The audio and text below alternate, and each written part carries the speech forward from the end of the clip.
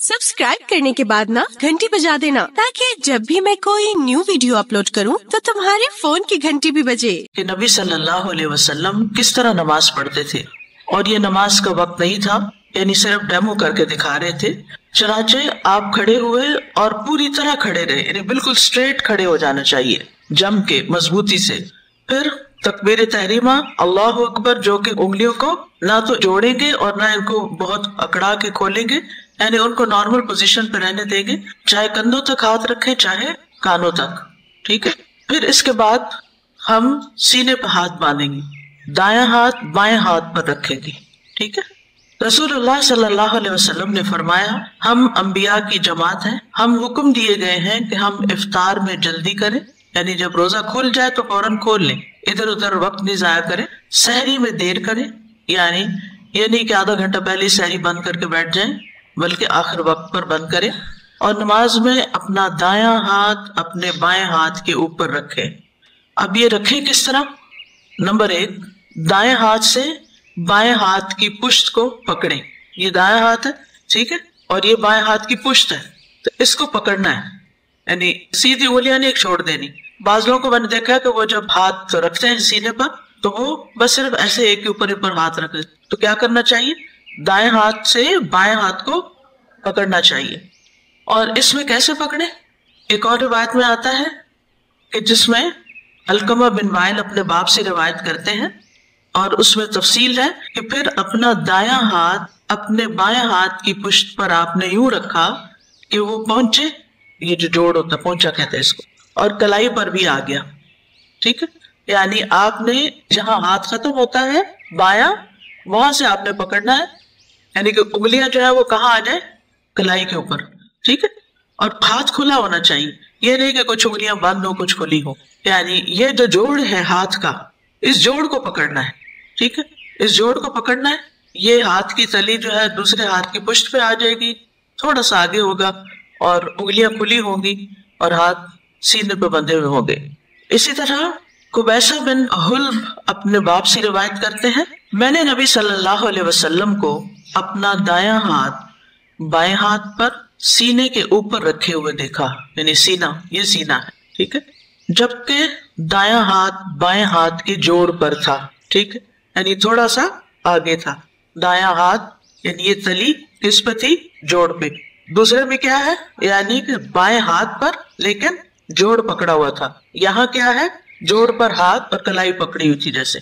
इसी तरह सहल बिन साद रजी अल्लाह अन्हु से रिवायत है, उन्होंने फरमाया, लोगों को ये हुक्म दिया जाता था कि आदमी नमाज में अपना दायां हाथ अपने बाएं बाजू पर रखे। तो जब आप ये आगे करते हैं ना, यानी ये कोनियां पकड़ने का हुक्म नहीं है। कुछ लोगों को मैंने देखा है कि वो क्या करते हैं, कोनियां पकड़े हुए होते हैं।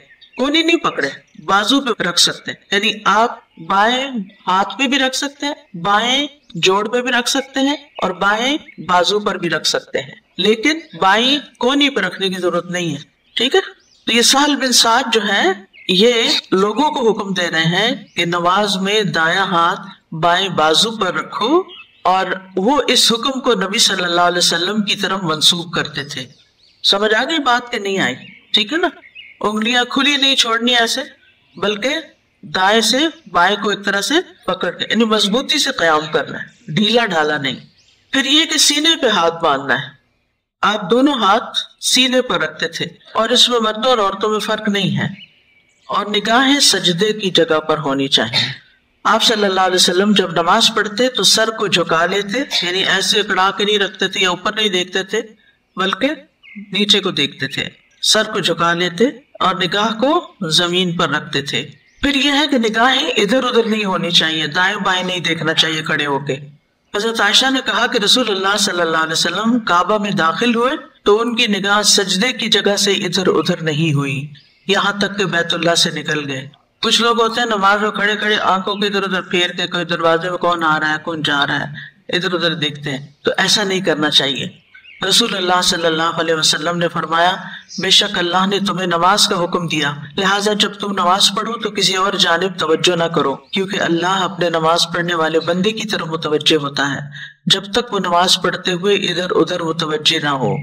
اسی طرح ایک اور روایت میں آتا ہے، ابو ہریرہ رضی اللہ عنہ کہتے ہیں کہ مجھے میرے دوست نے 3 چیزوں کی وصیت کی اور 3 سے منع کیا۔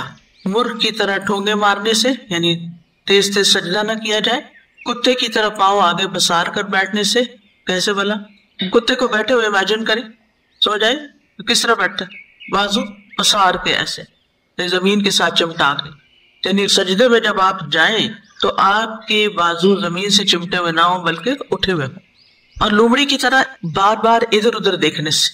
پھر اسی طرح آسمان کی طرف بھی مت دیکھیں۔ انس بن مالک کہتے ہیں رسول اللہ صلی اللہ علیہ وسلم نے فرمایا، لوگوں کو کیا ہوا، وہ نماز میں نگاہیں آسمان کی طرف اٹھاتے ہیں۔ پھر آپ نے اس کے متعلق بڑی سختی سے فرمایا، لوگوں کو اس سے باز آنا چاہیے یا پھر ان کی بینائی کو اچک لیا جائے گا، یعنی ناراضگی کا اظہار کیا گیا ہے۔ قیام کا آغاز جو ہے وہ اللہ تعالیٰ کے تعریفی کلمات سے ہونا چاہیے۔ رسول اللہ صلی اللہ علیہ وسلم تکبیر کے بعد قرات کو بہت سی مختلف دعاؤں کے ساتھ شروع کرتے۔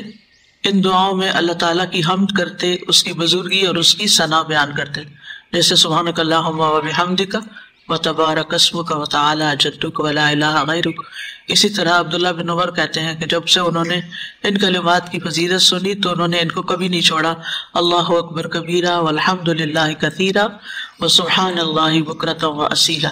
ٹھیک ہے، آپ صلی اللہ علیہ وسلم نے ایک موقع پہ فرمایا، کسی آدمی کی نماز مکمل نہیں ہوتی یہاں تک کہ وہ اللہ اکبر کہے، یعنی تکبیر کہے، اللہ عز و جل کی حمد بیان کرے اور اس کی ثنا بیان کرے، پھر قرآن میں سے جو آتا ہو اس کی تلاوت کرے، یعنی سورۃ فاتحہ پڑھے اور پھر کوئی سورت اور ملائے ساتھ۔ تو اگر آپ جلدی میں بھی ہیں تو اللہ اکبر کبیرہ والحمد للہ کثیرہ وسبحان اللہ بکرۃ واصیلا سے نماز شروع کر سکتے، پھر اعوذ باللہ اور بسم اللہ پڑھ کے سورۃ فاتحہ۔ تو یہ تھا آپ کا قیام۔